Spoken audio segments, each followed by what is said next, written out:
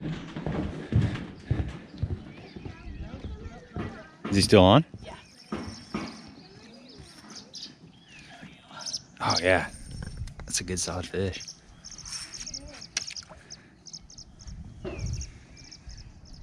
Man, there's a bunch of nice fish in here.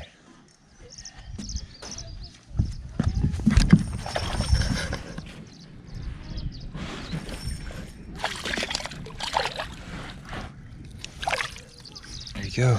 That's a spotted bass. Yeah. Thank you. Good work, man. Thank you. What were you fishing with? Worm. A worm? No, a crawdad. Actually. Crawdad, okay. Oh, it just broke off. That was good timing, huh? Yeah, it was. Get you a spot? Yeah, a nice fat spot. Oh yeah. Tie him up for tournament day, buddy. Yeah. Good work. Thank you. When are you gonna start fishing bass tournaments? I don't know. It just popped out too. The parents over this place, it's time for you to start saving for a boat. Yeah. It's a good one. Yeah. What's your name? Malachi. Okay, cool. Good work, man. Thank you. Yeah, so we're out here with Malachi on Tablerock Lake, and we just parked the boat. We're gonna run up and eat a sandwich, and he was hooked up. Caught a nice spotted bass. They're bedding right in here. There's several of them like that all over the place.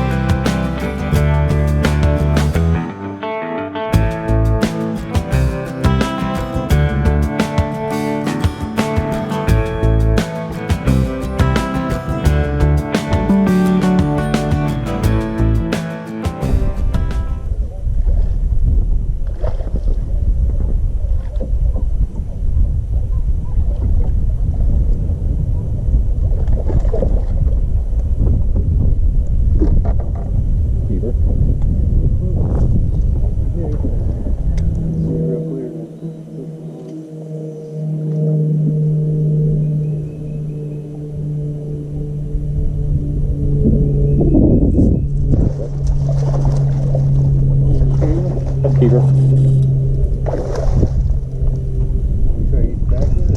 Yeah, sure.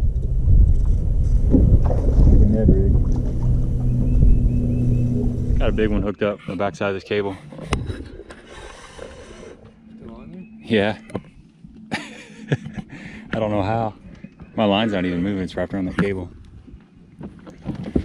Here, hold that.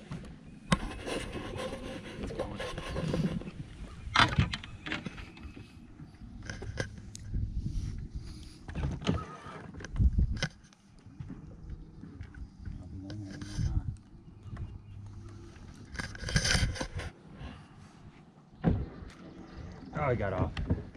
Dang it. He was on that bed right there, I see. Yeah. Good fish. I'm a solid keeper. Yeah. Oh! That was a thump, man. Oh, he got me on the, it was on the back side of a piece of wood. Thump. About halfway, so we're about right.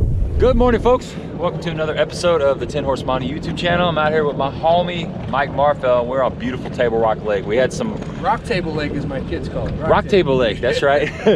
We had some rain this morning, getting a little bit of a late start. This is Friday. We've got a BFL Saturday and we got a BFL Sunday. So we're gonna make a little run, kind of look around, kind of figured some things out yesterday. The lake is fishing good. There's a lot of fish up on the beds. You know, it's just pre-spawners still a lot hanging out. of a lot of pre-spawners out, and you know, we got some bed fish, kind of fish, maybe post-spawn too. I don't know. There's some post-spawn smallmouths, I think. Yeah, and spotted bass. I think they're already, some of them are done. For the first wave is done, I think. Yeah, I've seen a lot of beds that. Depends on where you're at in the lake. It's a huge lake, so around where we've been, I think some of those fish are done. Right. yeah, we were seeing a lot of beds with nothing on them that had been vacated. But you know, these fish are spawning. A lot of them are spawning out there in like that 9-foot zone, which is kind of crazy because, you know, where I'm from, they spawn quite a bit shallower. So it's interesting to look down and, you know, 9-10 foot of water and see a bed down there. It's pretty cool. There's some beds really deep. See that bed down there? The bed's in probably 8 foot of water. Might not be able to see that because of the glare, but there's no fish on them up in the Cumberland City area. And I mean, I think we saw one fish on a bed, small fish, but we're seeing a lot of beds, and they have vacated the premises. Smallmouth.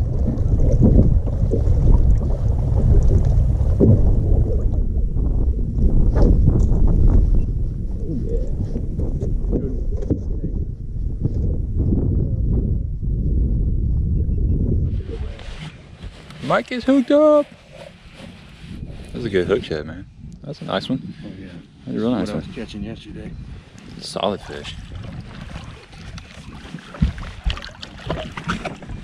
Get up and help. Get up in here. That jewel jig does the Beauty. work. That's every one I caught was like that. Really? Yeah. It's a nice fish. Very nice fish. Look how he's hooked. Good. He wasn't coming on. Found you a good little spot up here. Let's get a picture of that. Hold it up like that. Want to hold this way? Yeah, it looks good.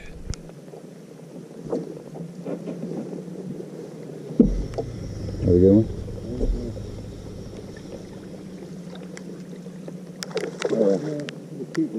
It's a good fish.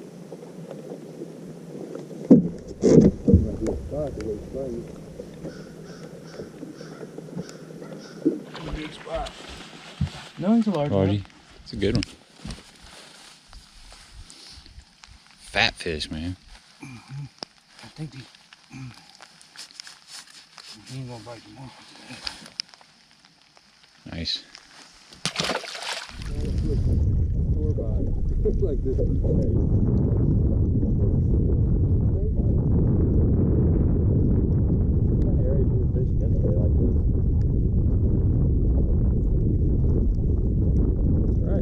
Little smallie! Woohoo!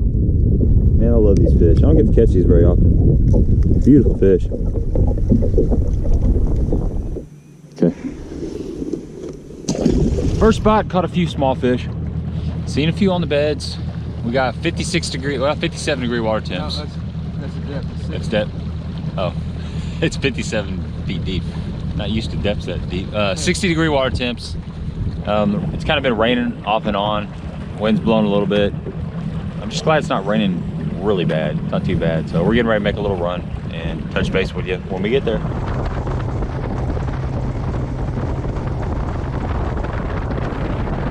Check this out, guys. It's got some kind of like parasite on the tail. If you guys know what that is, let me know. I've never seen that before. Very interesting. Got them on this top fin here and then on the tail fin.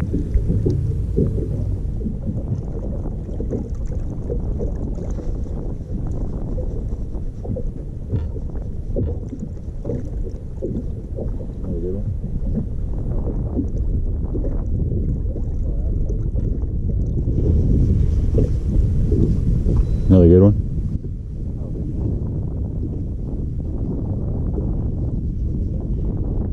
Nice one. There's two with it. Look at the two with it. Fighting over it. There's two with it. Come to butt it. Fat little dude. Heck yeah. That's a keeper. Oh yeah. Easily. The one with him was a lot bigger. Was it? Yeah. There's two with him, one about this size and one Yeah, I a saw lot him peel away. Come to butt it. What's up, guys? Just want to talk a little bit about some of the areas that we fish and some of the baits we fish in this little practice video. We spent some time around the Cumberland City area, and the best thing that was working for us up there was like a shaky headworm.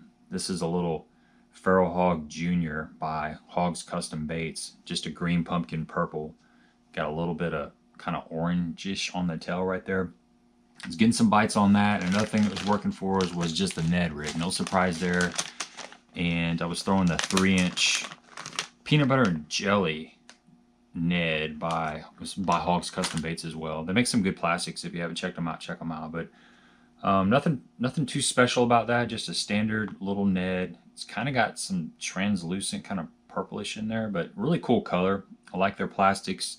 They don't put salt in a lot of their plastics, so they float really high.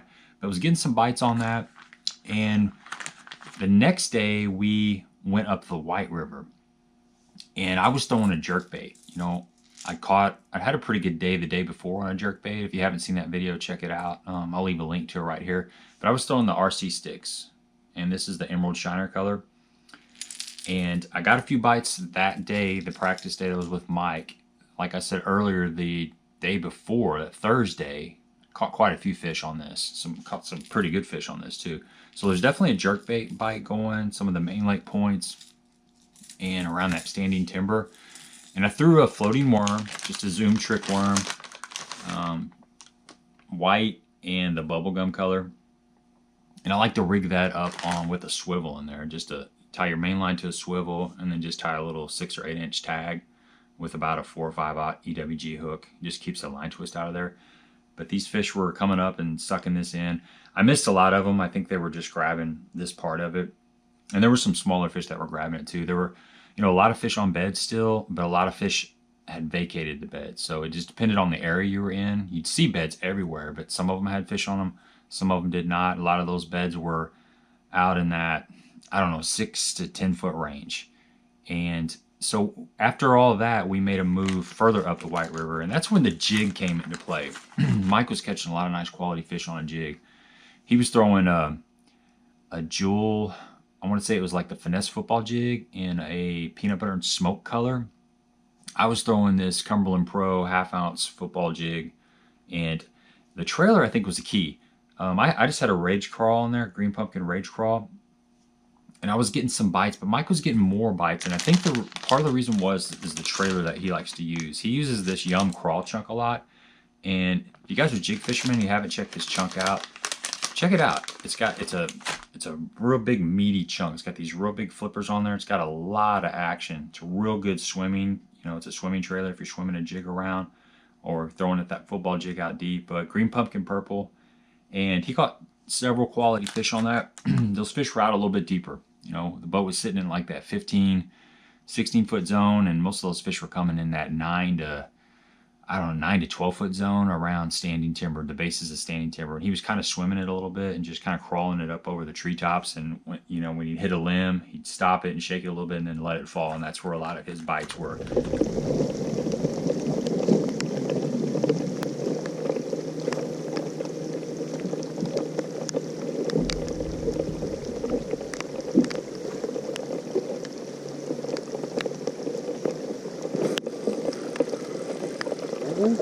Yes, floating worm.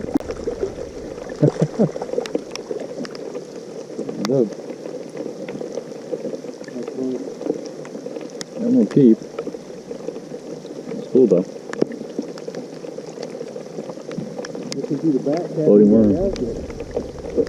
Say again? Looking through the back, cast him back out there.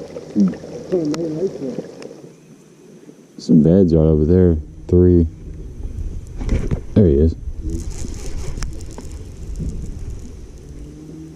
Crappie. Big crappie. Big crappie. There. Upside down crappie. It's a solid fish. There we go. Nice crappie. Beautiful fish.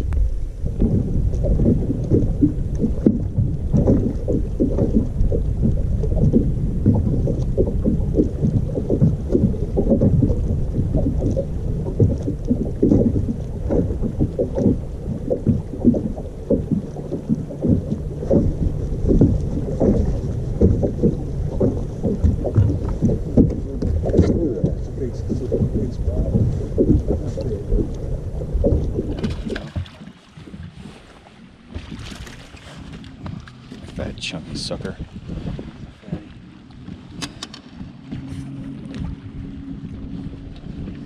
Give me one of them, man. I want to get one bite on a jig. That way I got some confidence.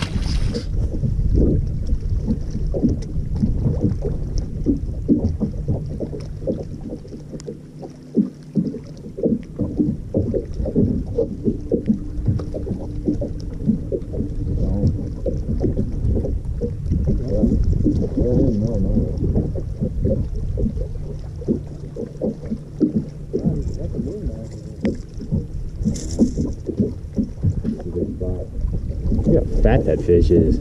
Holy cow. They make them fat around here. Oh, there's a bite.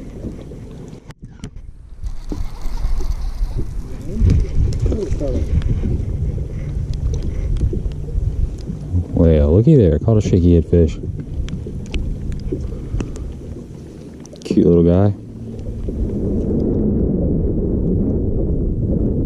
There he is. Right off. See it? See that piece of wood down there?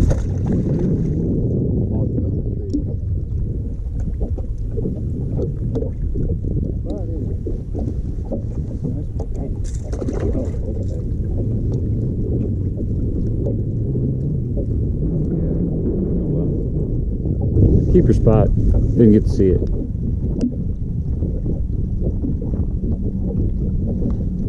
There it is. That operating camera.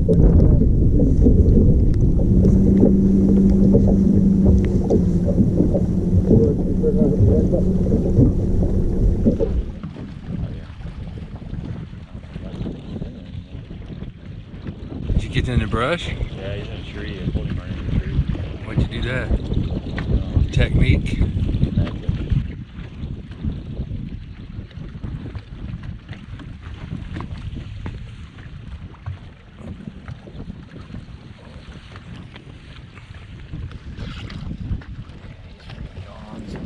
Gonzo.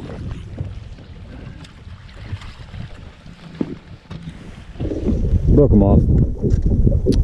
Got me in one of those big cedar trees. That's the way it goes. That's a good fish. What's up, folks? We're heading back from Tablerock and forgot to do the outro to me and Mike's practice video. We practiced for a few hours on Wednesday, and then Thursday I went out with Chad. I'll have a separate video for that. I'll leave a link to that right here. And then Friday, me and Mike went out again for, you know, probably 6 or 7 hours. And pretty good practice on Friday. Mike found a little area. A lot of the fish, there were a lot of beds. Some areas there were still some fish in bed, on beds. A lot of areas the fish had pulled off. It was kind of a cold front that came through on Friday. So there were some fish that moved off the beds and stuff, but still a lot of activity up shallow. A lot of the beds were in that, you know, 5 to 9 foot, basically depending on the clarity of the water. You know, if you can see down 9 foot, there's going to be beds. If you can only see down 5 foot, there were going to be beds. And it was a mix, you know, mainly smallmouth and spotted bass. It seems like the largemouth might be a little bit behind the other two species, and you would catch just largemouth in some areas, and then you would catch spots and smallmouth in other areas.